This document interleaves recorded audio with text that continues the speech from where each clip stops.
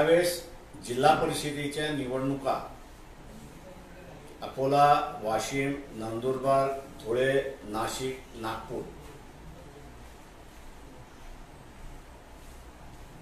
घोषित केल्या। त्यावेळेस पिटिशन दाखल करण्यात आलं 2019ला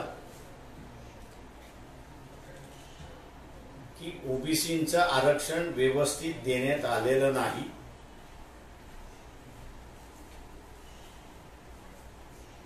या संदर्भातलं सुप्रीम कोर्टाने मागच्या आठवड्यामध्ये निर्णय दिला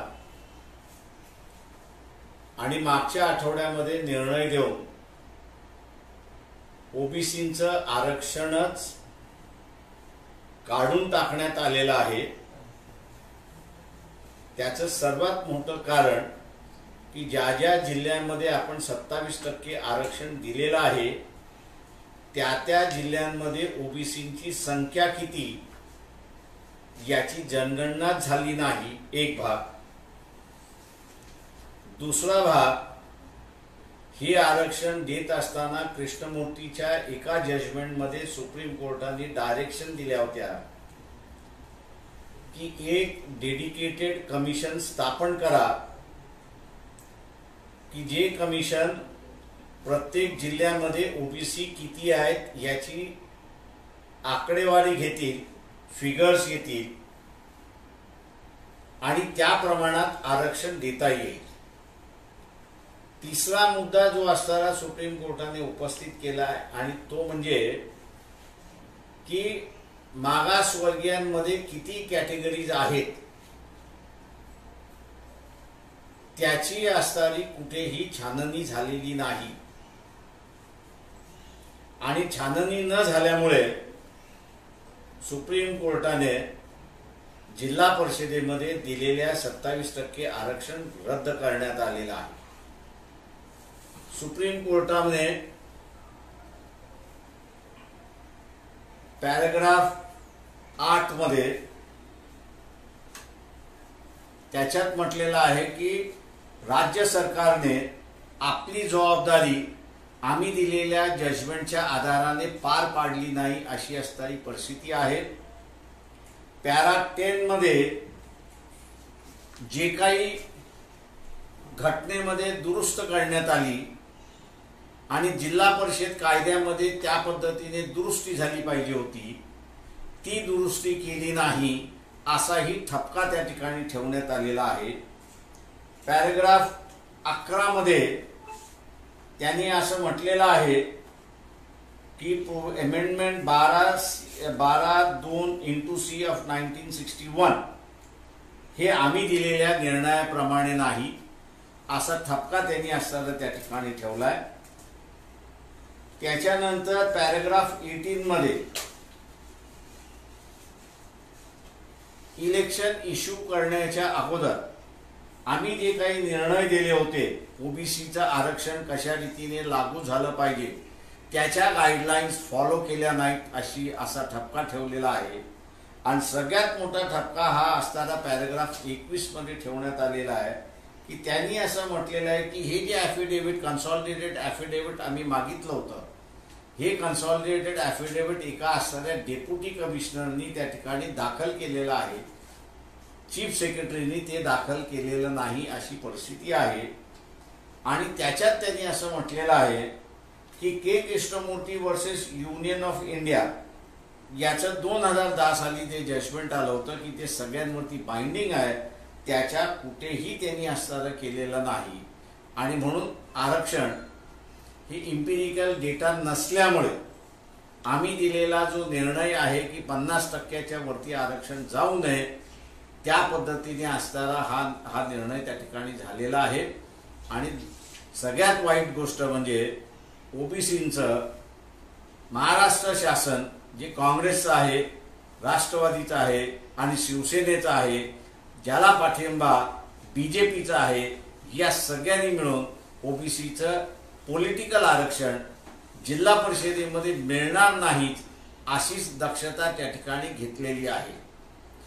जेवढ्या ओबीसी संघटना आहेत त्यांना माझं असं आव्हान आहे की या निर्णयाच्या विरोधामध्ये महाराष्ट्र शासनाने जी अपील केली पाहिजे होती ती अपील आपल्याला त्या ठिकाणी दिसत नाही।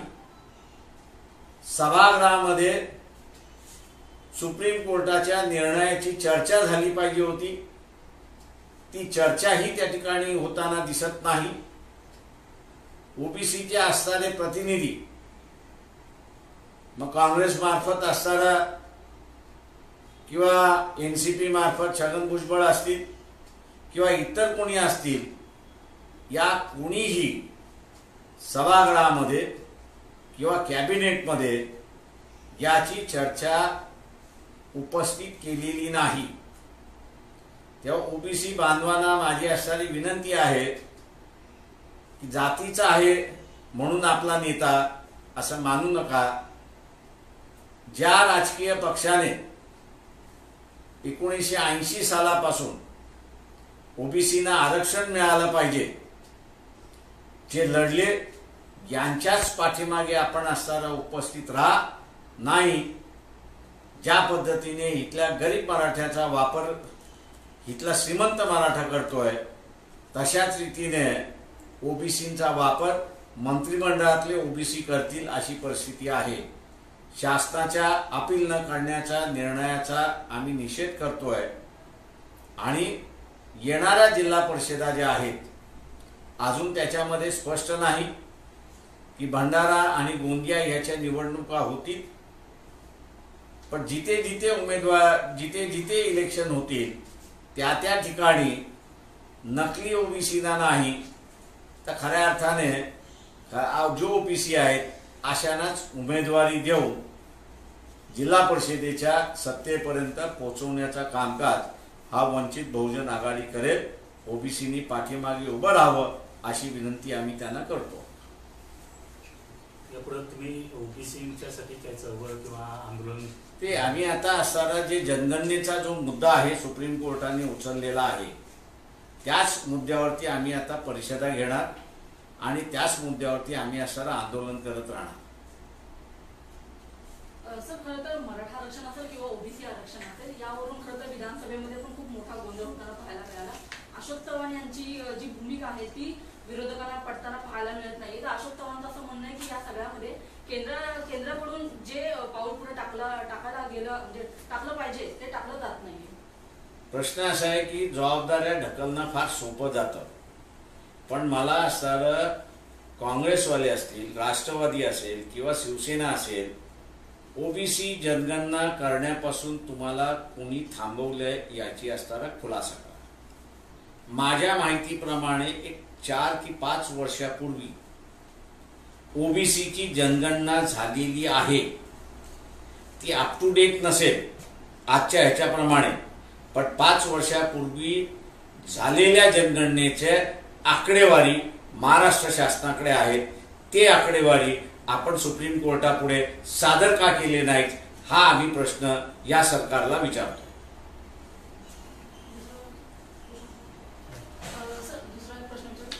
दुसरा प्रश्न असा आहे की आता अधिवेशन झालं, या अधिवेशनामध्ये सरकारची अशी भूमिका होती सुरुवातीला की जे सगळे शेतकरी आहेत त्यांचं जे कनेक्शन आहे ते तोडण्यासाठी त्यांनी स्थगिती लावली होती, पण आता अधिवेशनाच्या शेवटच्या दिवशी जी आहे ती स्थगिती उठवली आणि आता ज्यांनी बिल भरलेलं नाही त्या सगळ्यांचं कनेक्शन तोडलं जाणार आहे। त्याच्याकडे कसं बघता?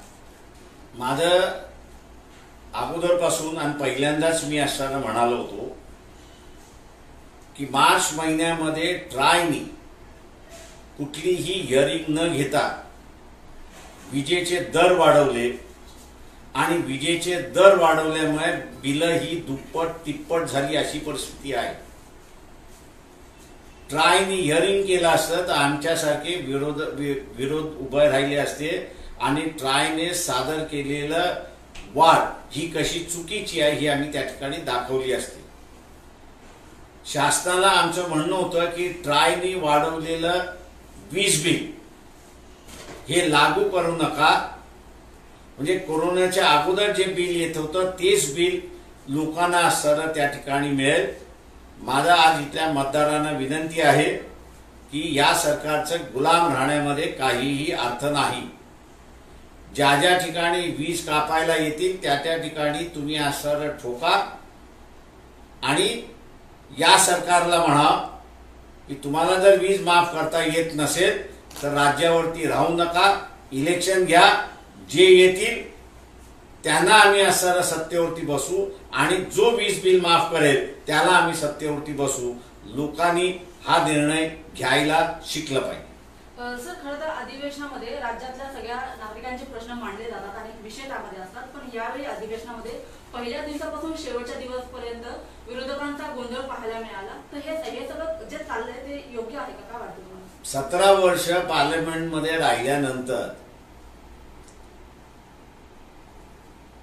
ही मिलीजुली बघत असते की ज्यावेळेस खऱ्या अर्थाने शासनामधला विरोधक हा नुसतं दाखवणारा विरोधक असतो, ठरवून केलेला असणारा विरोधक असतो.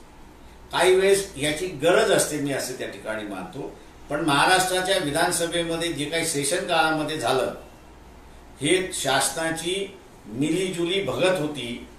केंद्र शासनावरती तुम्ही टीका करू नका, आम्ही राज्य शासनाच्या बजेटवरती टीका करत नाही, हा समझोता झाला की न झाला याच्याबद्दलचा खुलासा देवेंद्र फडणवीस यांनी करावा अशी माझी त्यांना विनंती आहे. सर, आणि या अधिवेशनामध्ये समृद्धी महामार्गाचा देखील मुद्दा आला होता आणि त्यावेळी असा प्रश्न उपस्थित झाला की बाबासाहेब आंबेडकर यांचं जे स्मारक होत आहे त्याच्याकडे सरकारचं दुर्लक्ष होते. तेव्हा अजितदादा यांनी असं म्हटलं की 2024 पर्यंत आंबेडकर यांचा जो स्मारक जे आहे ते बनवून होईल. वाटतं तुम्हाला की 2024 पर्यंत होईल? ते काय स्मारक करणार आहेत याच्याबद्दल मला खात्री नाही, त्याच्यामुळे त्याच्याबद्दल न बोललेलं अधिक बरं असं मी मानतोय. थँक्यू. सर एक मिनिट थांबतो.